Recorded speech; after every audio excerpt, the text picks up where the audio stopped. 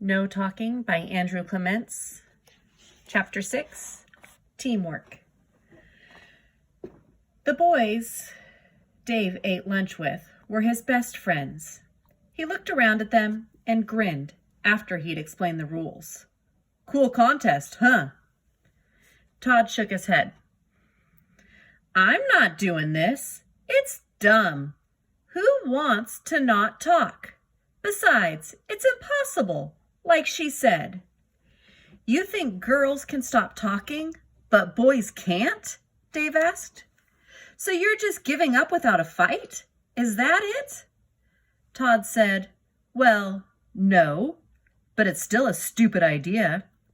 So what? Said Dave. It's a contest, and the boys are gonna win it, okay? So listen, first we've got to tell every guy. Everybody has to be with us on this. Tim Flanagan was absent in homeroom this morning. I'll call him, in case he's coming back tomorrow. And you all have to do that too.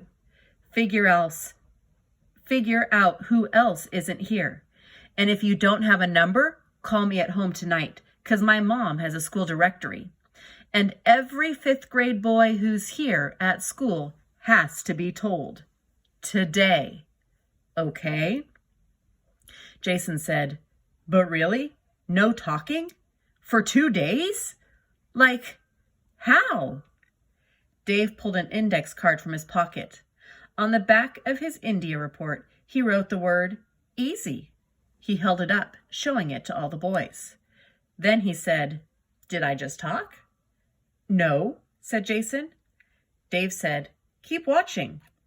He shook his head, then he nodded at them. Then he smiled. Then he frowned and showed his teeth and growled like a dog. I didn't talk, right? But you got what I said. Not talking just means not talking. It'll probably be fun. But even if it's not, it's a contest against the girls. And we're gonna win it, right?